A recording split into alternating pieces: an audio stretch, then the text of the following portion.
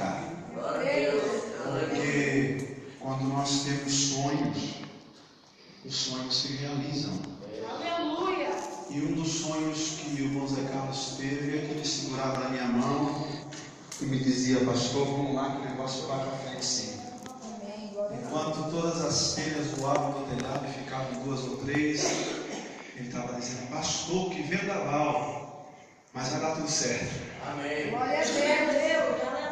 Pode vir o vendaval, pode vir o que for, mas com Cristo tudo vai bem. Aleluia. E quando Deus nos dá um sonho, é porque nós estamos juntos no projeto. Amém! Amém? Glória a Deus. Ninguém é excluído do projeto de Deus. Glória a Deus! Aleluia. A palavra de Deus diz que o desejo do Senhor é que todos se salvem e venham ao pleno conhecimento da verdade. O projeto de Deus não foi e não é de que almas se percam, que vidas venham descer ao inferno. Mas o projeto de Deus é que vidas venham ser salvas, porque se assim não fosse, Deus não teria entregue o seu único filho na cruz do Calvário para morrer por mim e por você. Não era preciso isso. Mas o projeto de Deus é grande nas nossas vidas. Glória a Deus! É um projeto de salvação e vida eterna com Ele no céu. Amém? Amém? Glória a Deus. Enquanto eu estava meditando na palavra de Deus, Deus falou comigo uma palavra. Eu estava orando e Deus falou: Manaim. E eu, meu Deus, isso é o quê?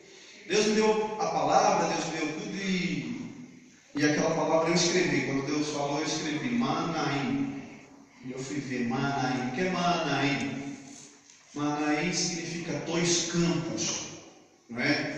Manaim foi o que Jacó chamou quando ele teve um encontro com Deus no Vale de Jaboque, e ele estava ali e ele disse Manaim, porque ele viu o exército de Deus. E eu então pensei: Deus, o que isso quer dizer? 2 campos, né? Por que 2 campos? Porque nós vivemos em 2 campos: no campo físico e no campo espiritual. Nós vivemos em 2 campos. Nós, na nossa vida, no dia a dia, nós vivemos no campo físico, no terreno físico, onde trabalhamos e vivemos e nos relacionamos como seres humanos. Mas existe um campo espiritual, que é o campo que nós não vemos, que podemos dizer que seria um mundo paralelo, não é? É quase isso. É uma atmosfera espiritual que nós não contemplamos, e para ver essa atmosfera, só se o Espírito de Deus abrir os nossos olhos para contemplarmos. E se Ele assim o fizesse nesta noite, poderíamos ver que essa atmosfera está repleta de anjos de Deus que trabalham em prol daqueles que vão herdar a vida eterna, isto é, de mim e de você. Porque somos pessoas, aleluia, que a Bíblia diz que iremos herdar a vida eterna e que os anjos do Senhor trabalham ao nosso favor. Glória a Deus! Amém? Glória a Deus. Então, quando eu estava meditando nessa palavra, Deus me falou Manaim, e eu falei 2 campos. E isso é a introdução na palavra que Deus me deu. Por quê? Porque para sermos vitoriosos, irmãos, nós não somos completamente vitoriosos se vencermos só no campo físico, no mundo físico. Nós seremos vitoriosos verdadeiramente quando triunfarmos no mundo espiritual. Glória a Deus! Quando formos vencedores no mundo espiritual. Mas isso é possível, pastor? Claro que é. A Bíblia fala que o Senhor Jesus disse que nós somos mais do que vencedores por aquele que nos amou. Isto é, por Cristo que nos amou. Nós somos mais do que vencedores em Cristo. E por que é então que nós passamos por tantas coisas? É porque ainda não assumimos a posição de vencedor, e nós estamos nesses 2 campos e estamos agindo mais no campo físico do que no campo espiritual. Amém? Amém. E a palavra que o Senhor colocou no meu coração está no livro de Apocalipse, no capítulo de número 3, quando o evangelista João, o apóstolo João, ele estava preso na ilha de Patmos e o Senhor Jesus lhe deu uma revelação. O próprio Senhor aparece a ele, o próprio Senhor fala com ele. E ele começa a dizer no capítulo de número 3, no versículo de número 17, a carta direcionada à igreja de Laodiceia. A igreja de Laodiceia, aleluia, é o reflexo, pode-se dizer, que é o reflexo da igreja de hoje. Amém, irmãos? Amém. Eu gostaria que você prestasse bastante atenção na palavra desta noite. Amém? Amém. Porque eu espero conseguir transmitir aquilo que o Espírito Santo de Deus colocou no meu coração, porque eu sei que será de grande bênção para a tua vida. Amém? Diz assim a palavra de Deus: como dizes, rico sou e estou enriquecido, e de nada tenho falta, e não sabes que és um desgraçado e miserável, e pobre, e cego, e nu. Aconselho-te que de mim compres ouro provado no fogo, para que te enriqueças, e vestes brancas para que te vistas, e não apareça a vergonha da tua nudez, e que unjas os olhos com colírio, para que vejas. Eu repreendo e castigo a todos quantos amo. Sê, pois, zeloso e arrepende-te. Amém? Amém? Glória a Deus. Aleluia. Quando eu li essa palavra, eu comecei a meditar na palavra de Deus, e eu gostaria que você abrisse a sua Bíblia quando for acompanhar os versículos da palavra do Senhor, mas agora que você preste atenção, porque quando Deus está falando, Ele está dizendo assim: você pensa que você é rico, você pensa que você possui alguma coisa, mas você não passa de um desgraçado, miserável, pobre, cego e nu. Enquanto essa igreja de Laodiceia, ela se pautava pela sua riqueza, pela sua grandeza, porque a igreja de Laodiceia era um local, era uma cidade edificada e foi reedificada por um rei que colocou o nome de Laodiceia em homenagem à sua esposa Laudice, e então ele colocou o nome da cidade de Laodiceia. Eita, rei amoroso, não é? Colocou o nome, amava muito sua esposa. E acontece que essa cidade era uma cidade que produzia, era uma cidade que tinha produção têxtil. Essa cidade era uma cidade que ela produzia, tinha uma fábrica onde eles produziam colírio. Essa cidade era uma cidade que o abastecimento de água dessa cidade provinha de termas, e quando a água vinha, ela vinha por aquedutos, e até chegar na cidade, essa água ela já ficava morna, ela não era nem quente e não era nem fria, ela ficava morna. E como os portugueses dizem, né, água mole, né? A água mole, aquela água que... E essa é a água que dava...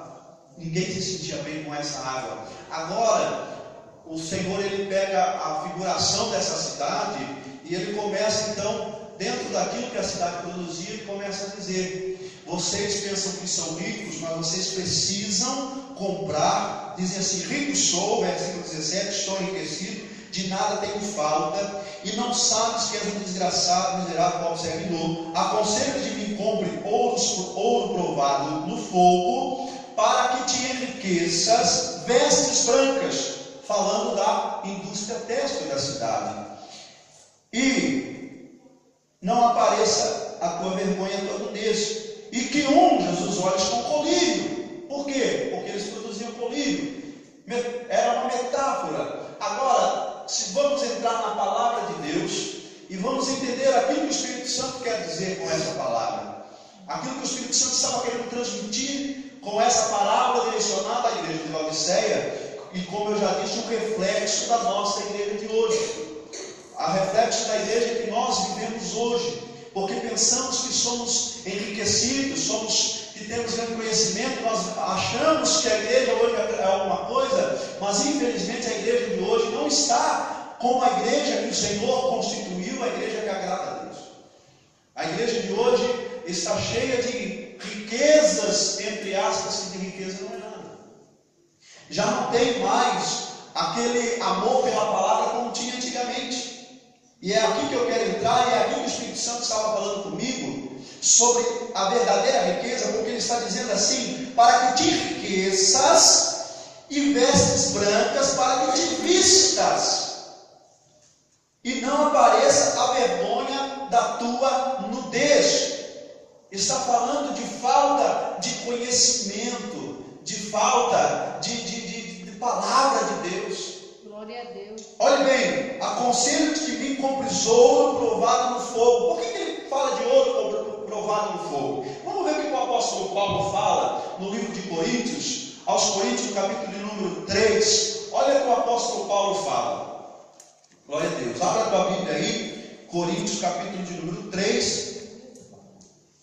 Irmão, Deus tem me incomodado para ministrar a palavra, irmão. Amém. E se você não gostar, 1 Coríntios, capítulo de número 3. E quem não gosta de palavra, não gosta de conhecimento. Aleluia. Olha o que está escrito. Porque ninguém pode pôr outro fundamento além do que já está posto, o qual é Jesus Cristo. Glória a Deus. E se alguém, sobre este fundamento, formar um edifício de ouro, prata, pedras preciosas, madeira, feno, palha, a obra de cada um se manifestará, na verdade o dia a declarará, porque pelo fogo será descoberta, e o fogo provará qual seja a obra de cada um. Se a obra que alguém edificou nessa parte permanecer, esse receberá galardão.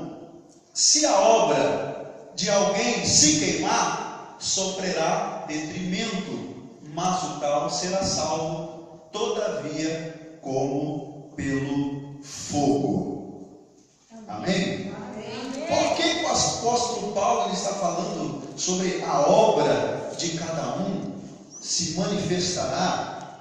A obra de cada um se manifestará. Olha o que ele está dizendo: se declarará, porque pelo fogo será descoberta. Jesus falando ao apóstolo João, ele está dizendo assim: eu quero que você, esta igreja, compre de mim ouro refinado no fogo. Ou seja, aquela igreja, ela não estava edificada conforme a vontade do Senhor. Ela não era uma edificação, podia estar até pautada pela palavra, ou seja, a base até podia ser Cristo, mas a edificação da igreja não estava sendo edificada em Cristo. Glória a Deus. O alicerce, como nós lemos no versículo 11, a base não tem outro firmamento, é Cristo. Muitos podem até professar Cristo, muitos podem até falar de Cristo, muitos podem dizer que é Cristo, mas a edificação não está em Cristo, está longe de Cristo. E olhe bem que o apóstolo Paulo, ele está dizendo que aquilo vai ser provado pelo fogo, então precisa passar pelo fogo, e o fogo declarará se a edificação foi verdadeiramente segundo a vontade de Deus ou não. Glória a Deus. Porque o conhecer a Deus, conhecer a palavra de Deus, é preciso nós lermos e estudarmos essa palavra. E aí é que traz um conhecimento, porque no Salmo de números 19, E no versículo 8 fala que a palavra de Deus, ela alumia os olhos. A palavra de Deus alumia os olhos. E ele está dizendo, o apóstolo João escreveu, e ele estava dizendo que eu aconselho que de mim compre ouro refinado no fogo e que unjas os olhos com colírio. Unjas os olhos com colírio. Para que serve o colírio? Para que serve o colírio? Colírio. Eu estive estudando sobre colírio. Tem pelo menos 7 tipos de colírio que eu vi. 7 tipos de colírios. Cada um para uma função. Para descongestionar, como disse a irmã. Colírio para limpar. Colírio para colocar as lentes de contato, para conservar. Colírio de forma balsâmica. Colírio em pomada. Colírio em emulsão. Colírio em gel. Há várias formas de colírio. Quando a pessoa costuma ter uns homens que vê umas meninas bonitas, eu colírio meus olhos.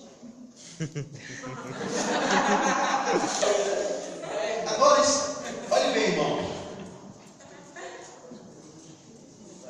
Esse colírio que o apóstolo está dizendo, ele está falando de sabedoria. Glória a Deus. O apóstolo Tiago, no capítulo de número, Tiago, capítulo de número 3, no versículo de número 13, olha o que ele está dizendo. Glória a Deus. Aleluia. Tiago, capítulo de número 3, versículo número 13. Olha bem, quem dentre vós é sábio e entendido, mostre pelo seu bom trato as suas obras em mansidão de sabedoria. Mas se tendes amarga inveja e sentimento faccioso em vosso coração, não vos glorieis, nem mintais contra a verdade. Essa não é a sabedoria que vem do alto, mas é terrena, animal e diabólica. Porque onde há inveja e espírito faccioso, aí há perturbação e toda a obra perversa. Mas a sabedoria que vem do alto é primeiramente pura, depois pacífica, moderada, tratável, cheia de misericórdia e de bons frutos, sem parcialidade e sem hipocrisia. Ora, o fruto da justiça semeia-se na paz para os que exercitam a paz. Glória a Deus. Glória a Deus. Essa é a verdadeira sabedoria. Mas, como eu estava dizendo, o que isso tem a ver com colírio, pastor? Tem a ver que colírio é para os olhos. O colírio, irmão, é para os olhos. É para isso que serve o colírio. E por que Deus está falando com eles sobre colírio para que use os teus olhos?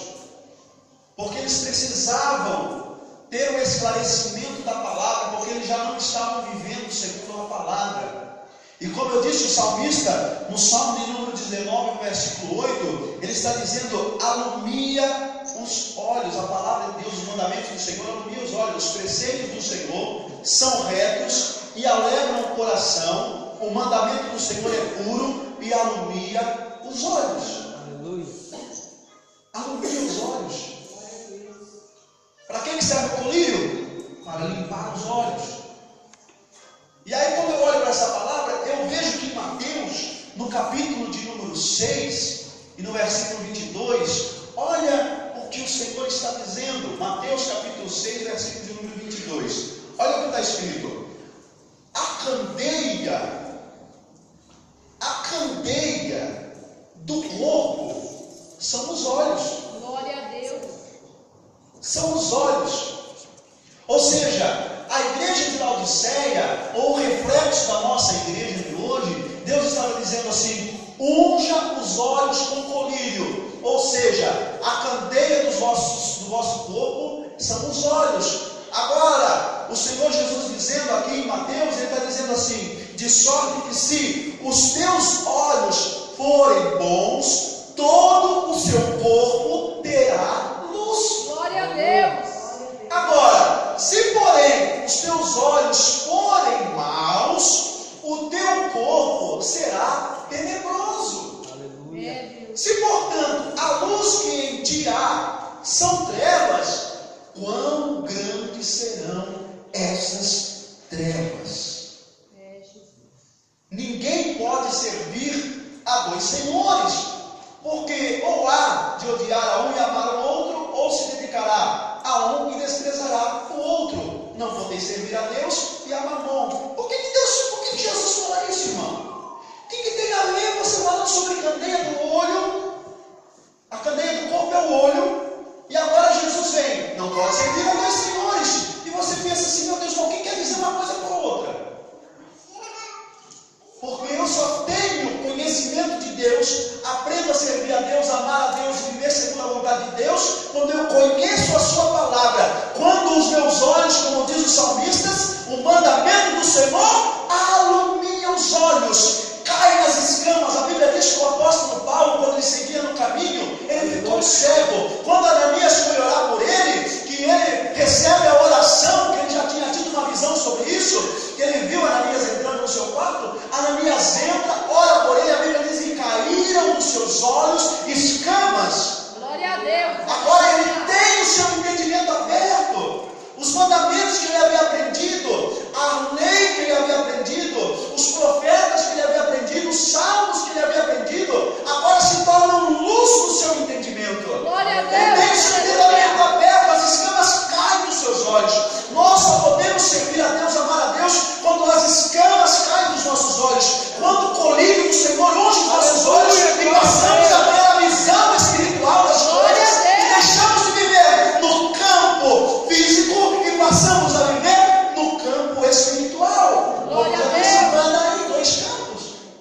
É verdade, Jesus. Glória a Deus. Nós precisamos deixar de viver somente no mundo, no campo físico, e passarmos a viver no campo espiritual. Bem verdade é que nós não conseguimos viver a todo tempo no campo espiritual. A Bíblia diz que nós seremos arrebatados de um corpo incorruptível para estar para sempre com Ele. Aí então, aquilo que é corruptível se revestirá da incorruptibilidade, diz a palavra de Deus. E aquilo que é mortal se revestirá da imortalidade. E aí esse corpo se transformará em um corpo de glória. E nós estaremos para sempre com Ele no campo espiritual. Glória a Deus. Aleluia. Até lá, nós estaremos em dois campos. Manda aí. Dois campos. É, Deus. É verdade. Quando eu olho para a palavra de Deus, eu observo no livro de João, no capítulo de número 9, no versículo de número 5, a história de um cego. Irmão, é difícil entender. Se você lê e o Espírito Santo não te der revelação, você não consegue entender, mas por que é que Jesus cospe no chão? Por que é que Jesus faz lodo e põe no olho do cego, irmãos Zé Carlos? Por que isso? Qual é a necessidade? Mais uma vez, irmão, existe algo espiritual e tremendo, porque Jesus ele faz todas as coisas, e ele disse uma vez assim: o que eu faço hoje vocês não entendem, mas vocês vão entender amanhã. Glória a Deus. Aleluia. Os discípulos não estavam entendendo, ninguém entendeu nada. Mas agora, irmão, quando nós olhamos para a palavra de Deus, o Espírito Santo nos traz a luz e nós entendemos. E o que nós entendemos? Jesus, no versículo de número 5, ele está dizendo assim: enquanto estou no mundo, sou a luz do mundo. O que nós vemos? Que a candeia do corpo são os olhos. Agora Jesus está dizendo: enquanto eu estou no mundo, eu sou a luz do mundo. Eu que dou vista aos cegos. A Bíblia diz assim: e ele veio para que o povo que estava em trevas visse a luz, e o povo que andava na sombra da morte raiasse a luz, para dar vista aos cegos. Mas a cegueira de hoje, sabe qual é? É a cegueira da visão espiritual, do conhecimento da palavra de Deus, em que as pessoas distorcem todas as coisas e veem as coisas totalmente diferentes do que realmente está escrito na palavra do Senhor. É, Jesus. Mas quando eu olho para essa passagem, eu vejo que Jesus não faz o lodo à toa. Ele tem um objetivo em fazer o lodo e colocar na visão daquele cego,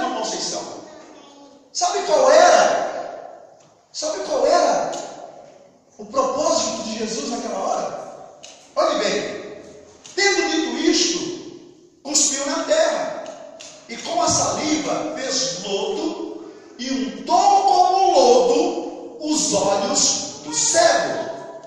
E disse-lhe: vai, lava-te no tanque de Siloé, que significa o enviado. E aí, irmão, eu começo a fazer uma analogia aqui. Quem é o enviado? Quem foi enviado? Cristo foi enviado por Deus ao mundo. O cego está sendo enviado ao tanque. Quando Cristo, aleluia, que é o enviado, chega na nossa vida, nós vamos ter como enviado, que é Cristo, as escamas caem dos nossos olhos, nós passamos a entender. Quando nós começamos a chegar a Ele, começamos a ter o esclarecimento de todas as coisas. A Bíblia diz: conhecereis a verdade, e a verdade vos libertará. Quando eu passo a ter conhecimento de Deus, eu passo a conhecer a Deus, as coisas começam a se tornar claras na minha vida. É verdade. Quando Jesus unta os olhos do cego, Ele não está simplesmente querendo dar a visão àquele cego física. Ele também está trabalhando no campo espiritual. Ele não está só trabalhando no campo físico, Ele está trabalhando no campo espiritual. Ele está restaurando a visão física àquele cego, mas também está restaurando a sua visão espiritual. Ele está trazendo salvação àquele homem. Ele está trazendo conhecimento àquele homem. Porque a Bíblia diz que ele foi, e diz assim, e disse: vai, lava-te no tanque de Siloé, pois foi, lavou-se e voltou vendo, fisicamente. Mas no versículo de número 30, meus irmãos, olha o que diz o versículo de número 30. Olha bem, versículo de número 30 do capítulo 9. O cego, ele é questionado. Presta atenção. O cego é questionado pelos principais da sinagoga, pelos fariseus, pelos escribas, pelos principais da sinagoga, e diziam assim para ele: mas você não era cego? E ele tem uma discussão com aqueles homens. E olha o que ele diz para o homem, para aqueles homens. Diz assim: olha, ele respondeu e disse: nisto, pois, está a maravilha, que vós não sabeis de onde ele é, contudo me abrisse os olhos. Se nós vemos os versículos anteriores, eles discutem. Volta no versículo número 28. Olha o que diz: então injuriaram e disseram: discípulo dele sejas tu, nós porém somos discípulos de Moisés. E depois no 29 diz assim: nós bem sabemos que Deus falou a Moisés, mas este não sabemos de onde é. Este nós não sabemos de onde é. Nós não conhecemos ele. Mas como eu disse aos irmãos, Jesus havia feito um milagre na vida deste homem, não só de lhe restaurar a visão, mas também o milagre da salvação.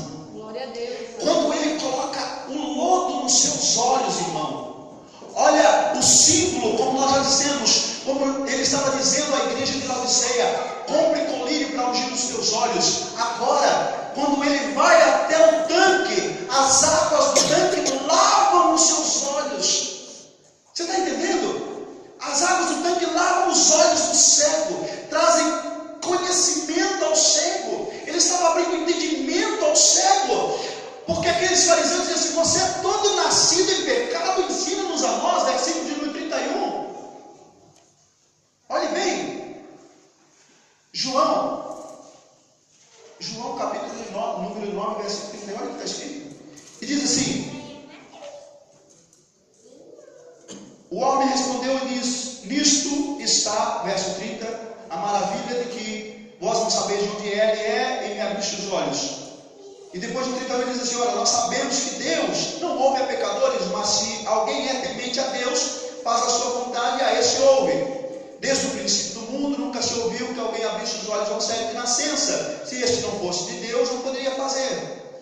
E responderam ele e disseram: tu és nascido todo em pecado e nos ensina a nós. Você está entendendo, irmão, o mistério das coisas? Eu não entendo por que Deus faz lodo. Agora, irmão, quando você observa a palavra, você vê que ele, ao chegar no tanque para lavar, ele não só obtém a sua visão espiritual, como também Deus lhe abre o entendimento, para que ele comece a compreender as coisas de Deus. Glória a Deus. Ele agora começa a ter a visão das coisas de Deus.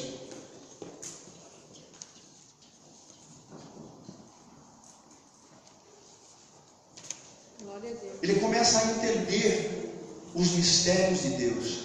E agora ele diz para aqueles homens: nós bem sabemos que Deus não ouve a pecadores, mas se alguém é dele, a esse ouve. A esse ouve. Aleluia. E eles ficam irados. Você ensina a nós, ou seja, eles estavam declarando com a sua própria boca de que eles estavam sendo ensinados por aquele cego. Porque, irmão, quando Deus abre a nossa visão, quando Ele nos salva, Ele nos faz entender os mistérios da salvação, Ele nos coloca